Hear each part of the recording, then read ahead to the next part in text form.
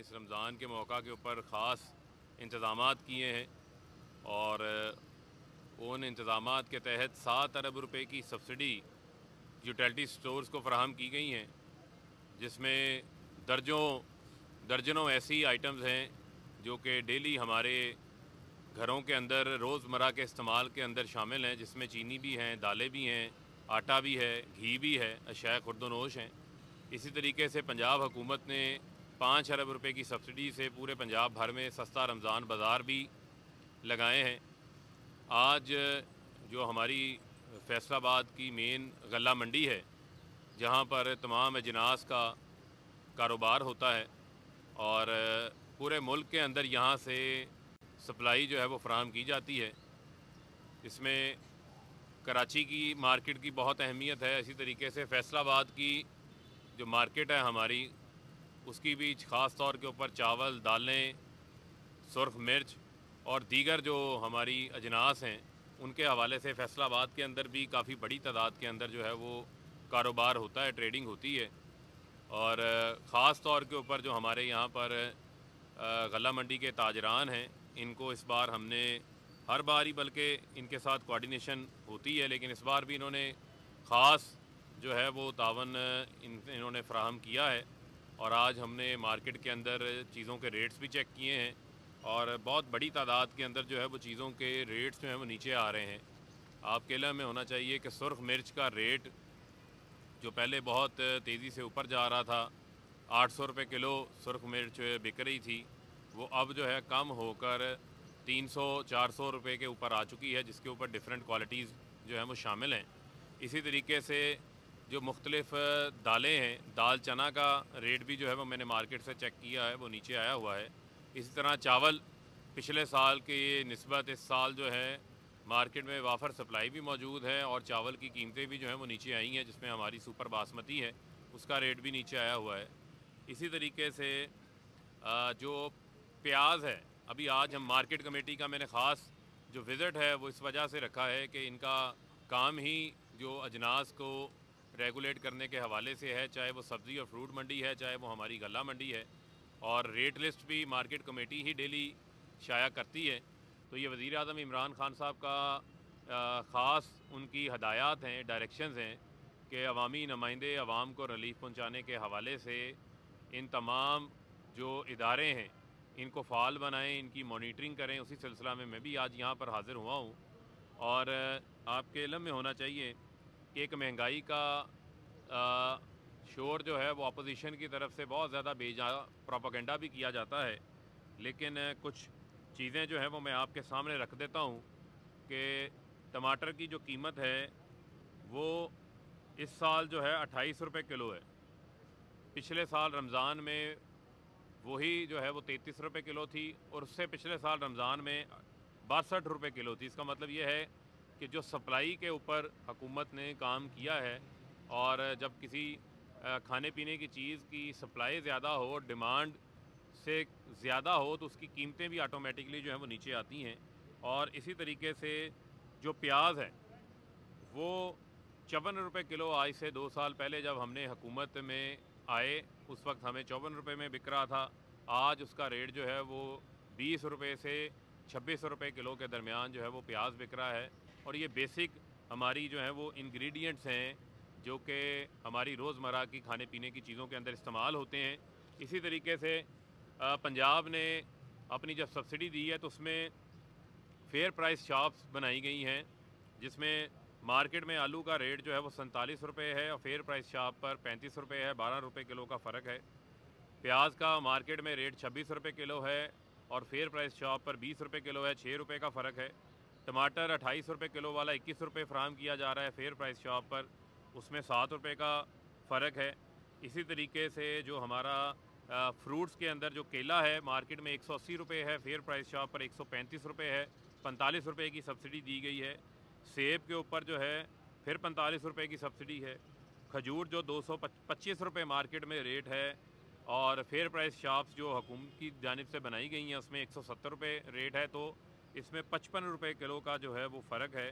इसी तरह दाल चने की कीमत में 31 रुपये कम है फेयर प्राइस शॉप के ऊपर। बेसन जो अब रमज़ान में बहुत ज़्यादा जिसका इस्तेमाल होता है उसमें 32 रुपये किलो की जो है वो फ़र्क है। मार्केट में 130 रुपये रेट है, यहाँ फेयर प्राइस शॉप पर 98 रुपये रेट है। तो हुकूमत की तमाम तर काविशें हैं कि आवाम को इसके ऊपर रिलीफ फ्राहम किया जाए। चीनी आपके इलम में है, जो सस्ते रमज़ान बाज़ार हैं उनमें वहाँ 65 रुपये किलो फ्राहम की जा रही है, और यूटिलिटी स्टोर्स के ऊपर 68 रुपये किलो फ्राहम की जा रही है। और जब हम सब्सिडीज़ की बात करते हैं या कम रेट्स वाले चीज़ों की बात करते हैं, तो हुकूमत की कोशिश होती है उस तबके की सपोर्ट करना, उस तबके को सहूलत देना जो कि कम आमदन वाला तबका है। जो तासुर लिया जाता है हमेशा सस्ता बाज़ार के अंदर, हमेशा यूटिलिटी स्टोर के ऊपर कम आमदन वाला तबका जो है वो ख़रीदारी के लिए जाता है, और उनकी तादाद भी पाकिस्तान में ज़्यादा है। इस वजह से बाज़ जगहों के ऊपर आपको रश भी देखने को नज़र आता है। लेकिन बेशक रश है, लेकिन आप ये ज़हन में रखें कि वो जो आम आदमी, जो कम आमदन वाला आदमी है, उसको फिर भी रिलीफ मिल रहा है। अगर उसको 65 रुपये किलो चीनी मिल रही है, तो मार्केट में अगर 85 रुपये किलो चीनी का रेट है, तो उसको 20 रुपये का वहाँ उसको रिलीफ मिल रहा है। तो ये कम आमदन वाले तबके के लिए ख़ास तौर के ऊपर हुकूमत उसको रिलीफ फराहम करने की कोशिश कर रही है। और इसी तरीके से जो प्राइस कंट्रोल कमेटियाँ हैं, उनका ईद के बाद जो है वो हम नए सिरे से भी जायज़ा भी लेंगे, और उनको मज़ीद हम फ़ाल बनाना चाहते हैं, मज़ीद मुतहरक बनाना चाहते हैं। और होर्डर्स के ख़िलाफ़ भी बड़ी तादाद के अंदर जो है वो कार्रवाई की गई है, और उसमें जो है हमारी जो ताजर बरादरी है उनकी तरफ से, हमारे जो गला मंडी के काम करने वाले लोग हैं इनकी तरफ से भी हमें इस बार जो है वो काफ़ी उसमें तावन हासिल रहा है। और पिछले दिनों मैं देख रहा था कि पर्ची चेयरमैन को बड़ी पेट में मरोड़ उठ रहे थे, बड़ी दर्द हो रही थी। तो मैं उनसे ये सवाल पूछना चाहता हूँ कि कराची में बिलावल ये बताएं कि आपने कितनी मार्केट्स का ख़ुद दौरा किया, कितने इजलास, सिंध हुकूमत की भी तो ज़िम्मेदारी है ना 18वीं तरमीम के बाद प्राइस कंट्रोल करना सूबाई हुकूमतों की ज़िम्मेदारी है, ये उनका मैंडेट है। कितने इजलास की सदारत आपने की, कितना आपका वज़ीर आला निकल के मार्केटों को विज़िट करता रहा, कहीं नज़र नहीं आया। और आप घर से सुबह ठंडी हवा से उठते हैं, उठकर आकर वफाकी हुकूमत पर तनकीद शुरू कर देते हैं। आज पंजाब में आटे के 20 किलो थैले का रेट 800 से 860 रुपये के दरमियान है।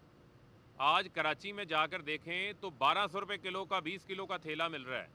इसी तरीके से आपने पूरे सिंध की आवाम को माफिया के रहमो करम के ऊपर जो है वो छोड़ा हुआ है। और वहाँ पर एक स्टैटिस्टिक्स आए, अखबार ने खबर चलाई है कि सूबा सिंध में बाकी सूबों के निस्बत अशियाए खुर्दो नयोश के जो रेट्स हैं वो ज़्यादा हैं। तो लिहाजा बजाय आप इन इश्यूज़ के ऊपर सियासत करने के, आप सिंध की आवाम को रिलीफ दें। और वहाँ गुर्बत का आलम यह है कि एहसास प्रोग्राम का जब वज़ीर आज़म साहब ने पिछले साल, जब हमने कोविड के दौरान 12,000 रुपया कैश तकसीम किया, तो सबसे ज़्यादा सिंध के अंदर पैसे दिए गए, इतनी ज़्यादा वहाँ पर गुर्बत है। तो लिहाजा आप सिंध के लोगों की गुर्बत ख़त्म करने के ऊपर जो है वो तवज्जो दें, वहाँ आपका तवज्जो नहीं है। कराची में आपने टैंकर माफिया के ज़ुम्मे कराची के लोगों को छोड़ा हुआ है, वहाँ आपकी कोई तवज्जो नहीं है। इन तमाम तर चीज़ों के ऊपर मैं समझता हूँ कि आपको भी काम करने की ज़रूरत है। और आप ये देखें कि किस तरीके से रात के अंधेरे में शहबाज शरीफ ने मुल्क से फ़रार होने की जो है वो कोशिश की, और कितनी बेताबी है, कितनी जल्दी है इनको मुल्क से बाहर जाने की। और आप इनका तरीक़ा वारदात देख लें कि जब ये इक़्तिदार में होते हैं तो ये मुल्क के अंदर होते हैं, और जैसे ही इक़्तिदार से बाहर होते हैं इनको लंदन की यात्रा याद आ जाती है, इनको लंदन के डॉक्टर याद आ जाते हैं। यहाँ पर जो 22 करोड़ अवाम है उनके लिए तो हस्पताल पाकिस्तान में ही है ना। आप 3-3 बार वज़ीर आज़म रह चुके हैं, 3-3 बार आपने इक़्तिदार के मज़े यहाँ पर लिए हैं। उस वक्त तो आपको कोई ऐसा हस्पताल नहीं बना सके जहाँ पर आपका इलाज हो सके।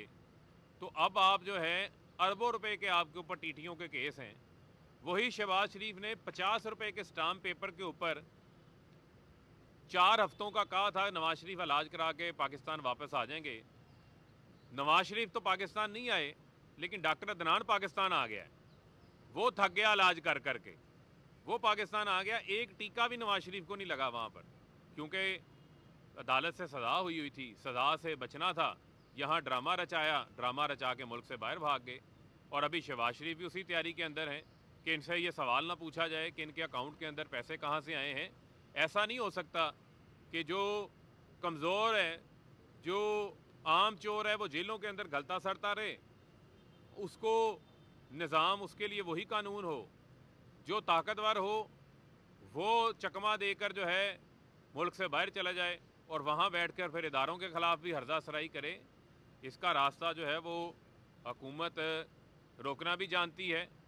और आप देखें कि बग़ैर प्रोसेस पूरा किए, बग़ैर पेंट कोट टाई पहन कर पहुँच गए कतर की फ़्लाइट के लिए एयरपोर्ट के ऊपर।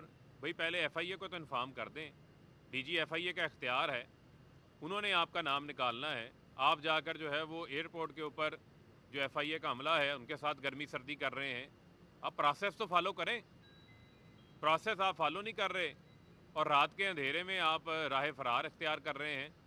तो जिन्होंने तो आवाम के लिए जदोजहद करनी होती है, नेल्सन मंडेला 28 साल जेल के अंदर रहा था, लेकिन जिन्होंने चोरी ना की हो, आवाम का पैसा ना लूटा हो, वो रातों रात राह फरार इख्तियार नहीं करते जिस तरह शहबाज शरीफ ने की है। 1990 में 20-25 लाख के असासे थे, 1998 में 2 करोड़ के हो गए, 2008 से 2018 तक 7 अरब के असासे हो गए और सारा पैसा टीटियों से आया। एक चीज़ का जवाब ये नहीं दे सके और ये इनका तरीका वारदात है। शरीफ ख़ानदान इस मुल्क के अंदर मनी लॉन्ड्रिंग, हवाला, हुंडी, जाली अकाउंट्स मुतारफ़ कराने वाला है, उसका मौजद है। और फिर ये आज इमरान खान ही नज़र आ गया ना पूरे मुल्क को कि आज इमरान खान इनके रास्ते में रुकावट है। आज इमरान खान पीछे हट जाए, ये तो लुडियाँ डालते फिरेंगे, सूनियाँ हो गई, गलियाँ बिच कल्ला रांझा यार फिरे। ये जितने ठग गए, जितने मिस्टर फ्राडिये हैं, जिन्होंने मुल्क को 2-2 हाथों से लूटा है, वो आज अपना यहाँ पर उनको खुली छूट मिल जाए तो मैं समझता हूँ कि पाकिस्तान के अंदर कानून की हाकमियत कायम करनी है। यहाँ हमने अंधेर नगरी कायम नहीं करनी। तो लिहाजा मैं ये समझता हूँ कि इनको कानून का एहतराम करना चाहिए और यहाँ पर अगर चोरी नहीं की और अगर करप्शन नहीं की तो फिर अवाम इनसे ये पूछते हैं कि आपको बार बार लंदन क्यों जाना पड़ता है और सलमान शहबाज क्यों फ़रार हैं, इसहाक डार क्यों फ़रार हैं? क्योंकि इनके हाथ जो हैं वो करप्शन से आलूदा हैं। और आप ये देखें कि वज़ीर आज़म इमरान खान सऊदी अरब के दौरा में हैं और his highness crown prince Mohammed bin Salman ने उनका सऊदी अरब एयरपोर्ट के ऊपर इस्तकबाल किया। वफूद की सतह के ऊपर भी मीटिंग्स हुई, 1-to-1 मीटिंग्स भी हुई। उसके ऊपर हमारे मुख्तलिफ जो हैं वो एग्रीमेंट्स, मुख्तलिफ MOUs के ऊपर दस्तखत भी हुए। और मैं समझता हूँ कि जो हमारी सऊदी अरब के साथ पाकिस्तान के जो बरादराना ताल्लुकात हैं, इस दौरे से उन ताल्लुकात के अंदर जो है वो मज़ीद मजबूती आएगी, मज़ीद गर्मजोशी पैदा होगी। और वज़ीर आज़म इमरान खान डे 1 से जो उम्मत मुसलमा है हमारी, उसको जोड़ने के हवाले से उनका विजन है। उनका किरदार पाकिस्तान का वो रखना चाहते हैं कि वो पूरी मुस्लिम ममालिक को तकसीम करने वालों में शामिल ना हो बल्कि जोड़ने वालों को शामिल हो। तो खुशाइंद बात है कि सऊदी अरब ईरान के दरमियान भी जो है वो एक सिलसिला शुरू होने जा रहा है। तो मैं समझता हूँ कि ये भी उम्मत मुसलमान के ममालिक के इत्तेहाद की तरफ जो है वो एक अहम पेशरफ साबित होगी। दूसरा, जो इस्लामोफोबिया के हवाले से वज़ीर आज़म साहब ने रियासती तौर के ऊपर बेड़ा उठाया है, हालिया दिनों में उन्होंने इस्लामी ममालिक के जो सफ़रा हैं, सफ़ीर हैं, उनके साथ भी ख़िताब किया था और यकीनन जो है इस मौका के ऊपर भी इस मामले को उन्होंने हाईलाइट किया। इससे भी हम पीछे नहीं हटेंगे। तो मैं समझता हूँ ये तो हमारे ईमान का हिस्सा है और हमने एक आवाज़ बन के पूरे मुस्लिम वर्ल्ड ने जो तौहीन रसालत है इसके ऊपर वेस्ट को, मगरिब को हमने कायल करना है कि इसके ऊपर हम फ्रीडम ऑफ स्पीच के नाम के ऊपर, आज़ादी राय के नाम के ऊपर जो है हमें इस किस्म की आज़ादी बर्दाश्त नहीं है जिससे 1.5 अरब से ज़ायद मुसलमानों के जज्बात मजरूह होते हों। तो लिहाजा मैं समझता हूँ कि पाकिस्तान में बसने वाले हर आशिक़ रसूल की जो नुमाइंदगी है वो उनका वज़ीर आज़म, रियासत का वज़ीर आज़म भरपूर तरीके से जो है वो कर रहा है और इंशाअल्लाह उसी तरह नुमाइंदगी करेगा जिस तरह आपके जो जज्बात हैं। जी, ये बताइएगा कि शहबाज शरीफ साहब की बात बाहर जाने की उन्होंने अपील की है, तो दोपहर में देखें, ये जो व्हील का चक्कर है, यही तो समझ से बालातर है। यही तो आवाम जानना चाह रही है कि सीट पहले बुक होती है, फैसला बाद में आता है। तो इसके ऊपर तो मैं समझता हूँ कि जो भी मुतलका इस मुल्क के इदारे हैं उनको भी देखना पड़ेगा। और फिर मैं आपको कहूँगा कि आज जो जेल के अंदर कोई साइकिल चोर है, जो किसी ने अपने हालात से तंग आके कोई चोरी कर ली, आज वो भी ये सोचता होगा कि शहबाज शरीफ के लिए क्यों इस मुल्क के अंदर अलग कानून है और मेरे लिए क्यों अलग कानून है। तो लिहाजा हुकूमत तो कानून की हाकमियत के लिए हर कदम उठाएगी और आखिरी हद तक जाएगी।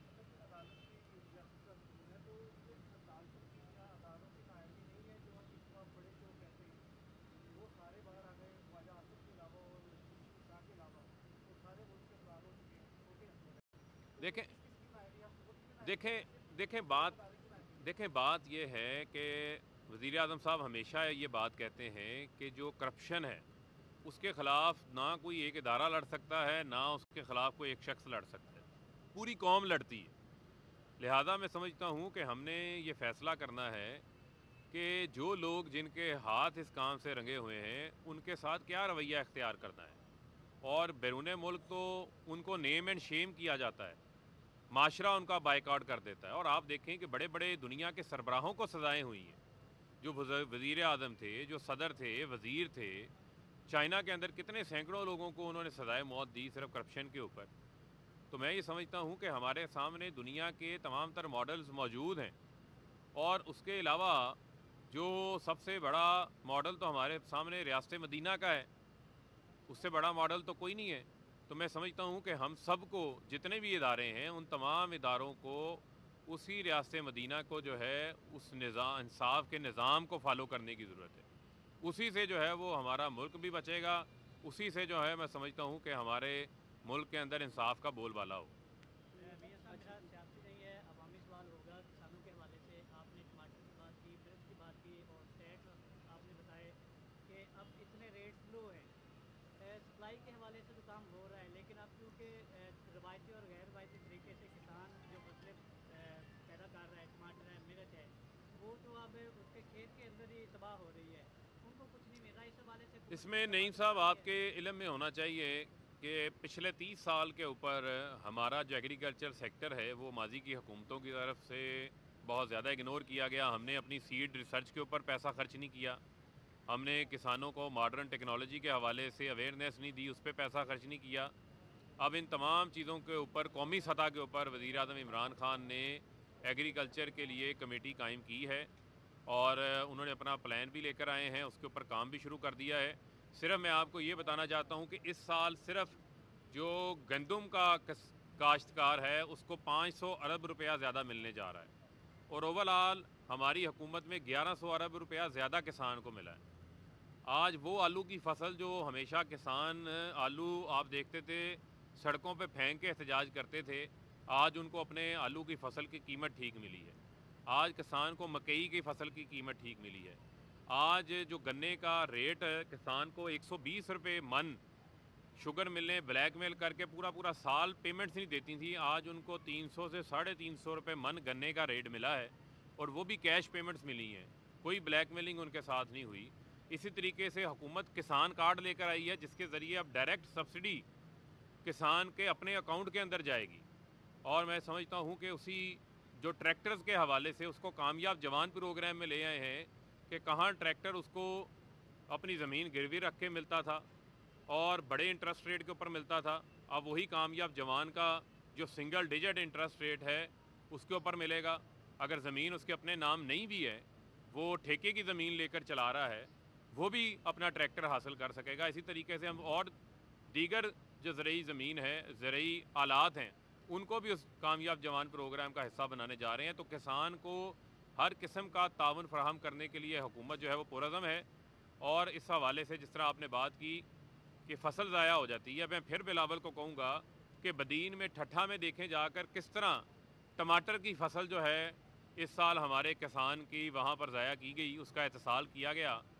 और हमने इस चीज़ पे भी काम कर रहे हैं कि फार्म टू मार्केट जो चीज़ आती है उसमें जो मिडल मैन का किरदार है उसको मिनिमाइज़ करें, ताकि किसान का इत्साल ना हो और किसान को उसकी फ़सल की जो है वो कीमत मिले, और मिडल मैन की वजह से कीमतों में इतना इजाफा ना हो जिसका नुकसान डायरेक्ट कंज्यूमर को होता है। तो मैं समझता हूँ कि जो निज़ाम पहले बने हुए थे उन निज़ाम को तब्दील करने के लिए जो चैलेंज वज़ीर आज़म इमरान खान ने उठाया है, और उसको इंशाल्लाह हम पूरा करेंगे। अच्छा फरम भाई, ये जितने लोग कैमरे के पीछे खड़े हैं, यहाँ बैठे हुए, इन सब का एक मुश्तरका सवाल है, वो है सहाफ़ी कॉलोनी के हवाले से कोई अपडेट अगर हो रही है देखें तो इसमें फरमा दें, और सेकंड ये फरमा दें कि पप्पियों और जफ्फियों पर ऑफिशियली पाबंदी है या सिर्फ फिरदौस आशिकाबान की फिलॉसफी? देखें बात यह है कि वो एक उनका अपना एक झटका अंदाज है बात करने का। वो बात बेसिकली जो हो रही थी वो ये हो रही थी, बल्कि आपके आज कैमरों की बदौलत और माइकों की बदौलत आपकी मौजूदगी से पूरी कौम को फिर मैसेज देते हैं कि कोविड यकीनन एक जानलेवा वबा है, ख़तरनाक वबा है। हमारा मुल्क इसके असरात का मुतहम्मल नहीं हो सकता, हमारे हेल्थ के निज़ाम पर बोझ आता है। हमें लॉकडाउन की तरफ अगर जाना पड़े तो आप ये देखें कि हमारा कारोबार बंद होता है, जिससे सबसे ज़्यादा हमारा दिहाड़ीदार तबका मुतासर होता है। तो लिहाजा SOPs के ऊपर अमल दरामद करना बहुत ज़रूरी है। उसमें जो आपके लिए अहम चीज़ है कि जो मास्क का इस्तेमाल है वो लाजमी करें और सोशल डिस्टेंसिंग रखें। ज़ाहिर बात है ईद के मौका के ऊपर हम गर्मजोशी से अपने अजीज़ कारब को, दोस्त अहबाब को मिलते हैं, तो लिहाजा इस बार जो है वो सोशल डिस्टेंसिंग का इख्तियार करें ताकि कोविड की को नीचे लेकर आ सकें। जहाँ तक रह गई बात हमारे सहाफ़ी बरदरी की, आज भी हमने Lahore press club, Karachi press club और इस्लामाबाद प्रेस क्लब के साथ मीटिंग की है, और इसी तरीके से फैसलाबाद प्रेस क्लब और फैसलाबाद के सहाफ़ियों के साथ हमारी पुरानी एंगेजमेंट है। आपके लिए FDA के अंदर जगह, सिटी के अंदर जगह मुख्तस की है, उसी को आगे हम नोटिफाई कराकर उस पर इंशाल्लाह अपनी कमिटमेंट जो है वो आपके साथ पूरी करेंगे। इसी तरीके से पूरे मुल्क के अंदर, क्योंकि वज़ीर आज़म इमरान खान ने नया पाकिस्तान हाउसिंग की बुनियाद रखी है, उसी में हम चाहते हैं कि जो हमारी सहाफ़ी बरदरी है, वो सहाफ़ी नौजवान या वो हमारे सहाफ़ी हजरात जिनको पहले किसी हकूमती स्कीम के ज़रिए प्लॉट नहीं मिला, उनको हम तरजीहाती बुनियादों के अंदर जो है उसके अंदर अकोमोडेट करें। तो हमें अपनी सहाफ़ी बरदरी का भरपूर एहसास है और उनको हम शामिल करेंगे, और हेल्थ कार्ड के अंदर भी आपको शामिल करेंगे।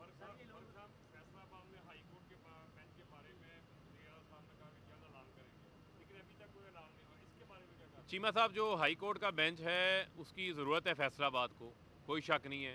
हुकूमत भी उसकी हमायत करती है। मैं बतौर फैसलाबाद का रिहायशी के तौर के ऊपर भी उसकी हमायत करता हूँ। यहाँ पर फैसलाबाद के अंदर रहने वाले, इस डिवीज़न के रहने वाला कोई भी शख्स जो है वो उससे इख्तलाफ नहीं करता, और हुकूमत का काम ये है कि इसको कैबिनेट से अप्रूव करवाना। लेकिन जो हमारा मुतलका हाई कोर्ट है लाहौर का, उसके साथ हमारी जो मीनिंगफुल कंसल्टेशन का उसके अंदर लफ्ज़ लिखा हुआ है, तो उसको हम इंशाल्लाह एंगेज करेंगे, और हम उम्मीद करते हैं कि हम अपनी अदलिया को, उसको पता है आपको फुल कोर्ट फैसला इसके ऊपर आया हुआ है, तो हम दोबारा उनके साथ रुजू करेंगे, और हम उम्मीद करते हैं कि वो हमारी इस मुतालबे को, इस डिमांड को और हमारी ज़रूरत को जो है वो समझेंगे, और उसमें हम अपनी तमाम जो बार एसोसिएशन हैं उनको भी शामिल करके इस जद्दोजहद को आगे बढ़ाएंगे, और ताकि हमारा ये दरीना मुतालबा जो है वो पूरा हो सके। बहुत शुक्रिया।